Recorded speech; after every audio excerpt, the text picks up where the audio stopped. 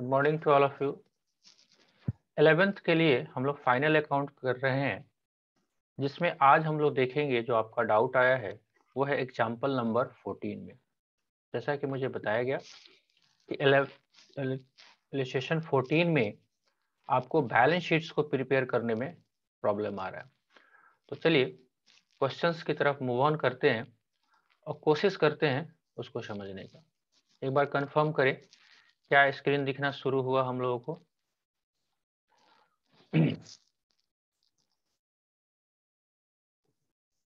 Yes,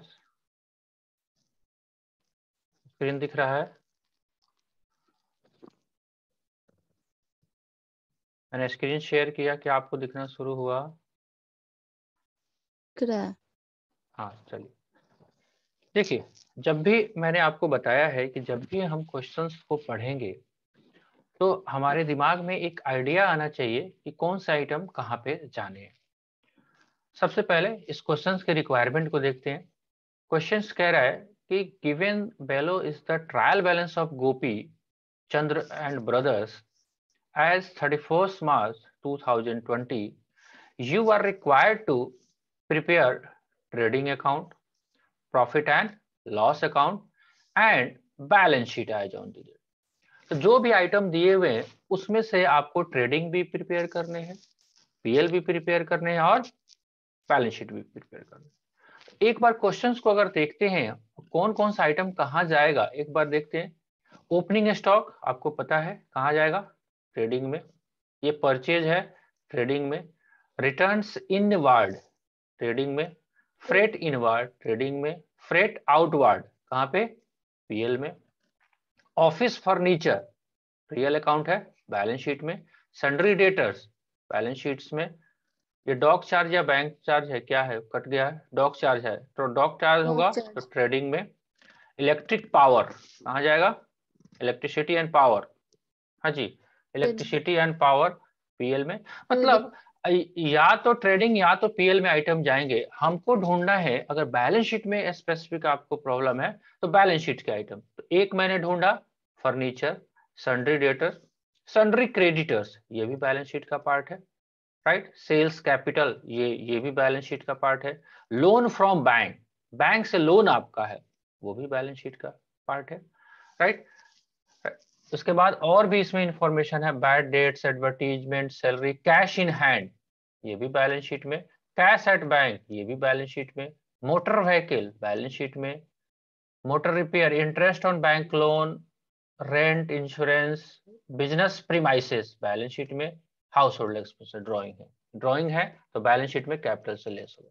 देखिए simply अगर आप देखो, जब बैलेंस शीट प्रिपेयर करने जाओगे तो एक साइड मैंने आपको डिस्कस किया था कैपिटल एंड लायबिलिटी, दूसरा साइड क्या डिस्कस किया था आपको, एसेट्स एंड प्रॉपर्टी, राइट। तो कैपिटल एंड लायबिलिटी में अब देखिए, इसमें इलस्ट्रेशन में जो सॉल्यूशन आपको दिया हुआ है वो ऊपर नीचे दिया हुआ है, आगे पीछे, लेकिन एक सीक्वेंस अगर मेंटेन करेंगे तो सबसे पहले हमको कैपिटल ही लेके आना चाहिए। अगर नहीं किया है तो ऐसा कोई बहुत बड़ा गुनाह नहीं किया है, लेकिन करना चाहिए। एक सीक्वेंस, एक फ्लो रहता है, एक डिसिप्लिन रहता है, तो आदमी को अंडरस्टैंडिंग करने में आसानी रहती है। फिर भी अब लोन है, तो लोन जो हमने डिसाइड किया, चलिए ये ऑफिस फर्नीचर है, 8,000 का है, सन्ड्री डेटर्स है, ये सारे बैलेंस शीट में जा रहे हैं। मैंने आपको बताया, क्या इसमें कोई ऐसा डाउट तो नहीं आ रहा है ना कि नहीं ये बैलेंस शीट में क्यों जा रहा है, because they are real and personal account. और रियल और पर्सनल अकाउंट के जो बैलेंसेस है वो बैलेंस शीट में ही पुट अप होंगे, बिकॉज बैलेंस शीट कोई लेजर नहीं है, एक स्टेटमेंट है, एक समरी बन रहा है उन लेजरों का जो किसी पार्टिकुलर डेट पे परटेन कर रहे हैं बिजनेस में, ठीक है। चलिए, तो लोन फ्रॉम बैंक यहाँ पे आपके सॉल्यूशन में लिखा है 24,000, सन्ड्री क्रेडिटर्स भी लिख दिया। चलिए कैपिटल जो है, कैपिटल का थोड़ा सा कैसे प्रिपरेशन करते हैं, इसमें कुछ खास नहीं है आपको, लेकिन आपको अगर नहीं बन रहा है तो थोड़ा सा हम आपको ड्रॉ करके बताते हैं कैसे किया होगा। ये है balance sheet, right. Balance sheet जब आप बनाओगे तो क्या करेंगे, अगर हम इधर की बात करें तो कैपिटल आएगा, राइट।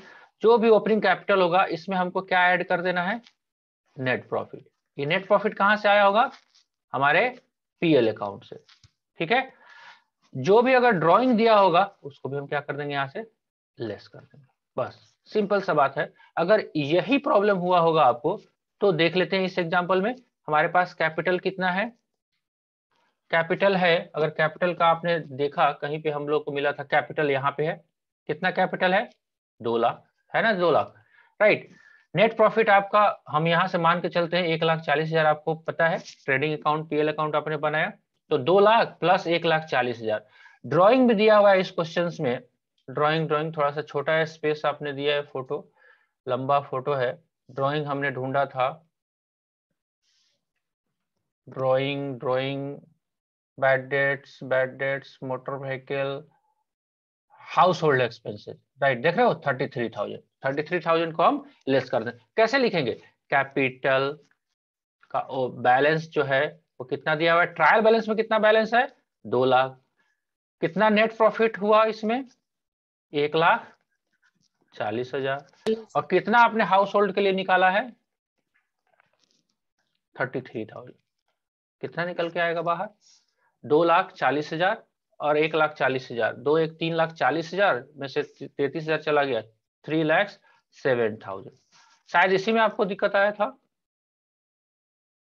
और कोई, ठीक है।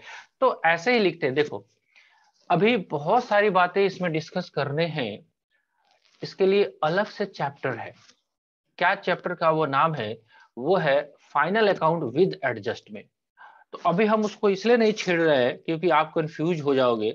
एक चीज और बार बार आ रहा है, शायद आपने रियलाइज नहीं किया कि आप अगर देखोगे तो ये भी एक सवाल है जिसको बहुत डिटेल में हम लोग चर्चा करेंगे।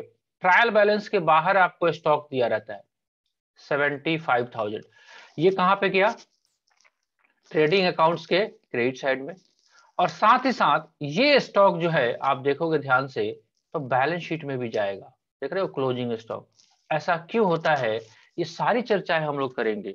क्लोजिंग स्टॉक ट्रायल बैलेंस में क्यों नहीं होते हैं, उसके बाद ट्रायल बैलेंस के बाहर वाले जो आइटम हैं वो 2 जगह एटलीस्ट क्यों लिखे जाते हैं, तो उसके लिए स्पेसिफिक चैप्टर है। अभी आप केवल ये मान के चलिए कि हमारे को अभी एक बेसिक अंडरस्टैंडिंग डेवलप करना है, क्योंकि जब तक राह नहीं बनेगा और एक्स्ट्रा बातें होने लगेगी तो थोड़ा सा प्रॉब्लम आ सकता है। आ रही बात समझ में, तो धीरे धीरे मूव ऑन करेंगे। फिलहाल इलस्ट्रेशन नंबर 14 में देखिए यहाँ पे दिया भी हुआ है आपको, यहाँ पे कैपिटल था आपका 2 लाख, ठीक है, वो प्रीवियस पेज पे कट के चला गया है।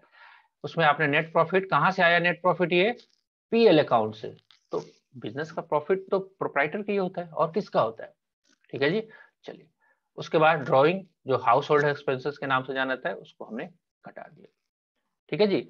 चलिए इसमें जो वर्ड आ रहा है जैसे बिजनेस प्रीमाइसेस है, तो बिजनेस प्रीमाइसेस को और नाम भी बोल सकते हैं, बिल्डिंग भी बोल सकते हैं।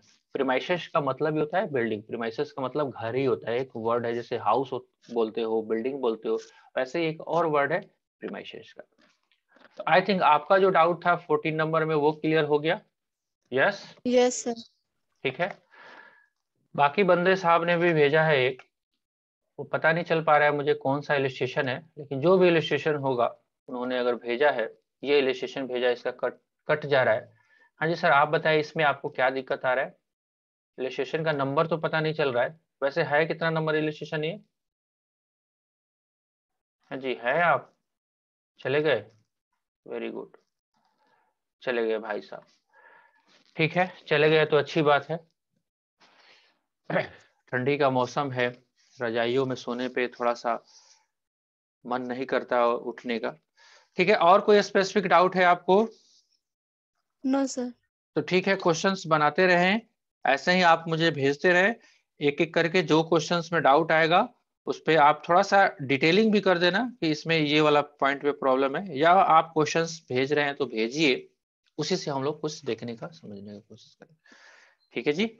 चलिए तो बाकी दूसरे पार्टिसिपेंट लोग जो है जिन्होंने डाउट भेजा था, अब इसमें उनको क्या डाउट आया है वो रहेंगे तभी डिस्कस किया जाएगा, तो अभी नहीं है फिलहाल, तो कोई बात नहीं, जब जैसे ही वो ज्वाइन करेंगे हम लोगों को वैसे हम लोग डिस्कस करेंगे। फिलहाल के लिए क्लास को एंड किया जा सकता है।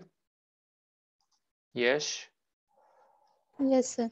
यस चलिए, okay, good day to all of you.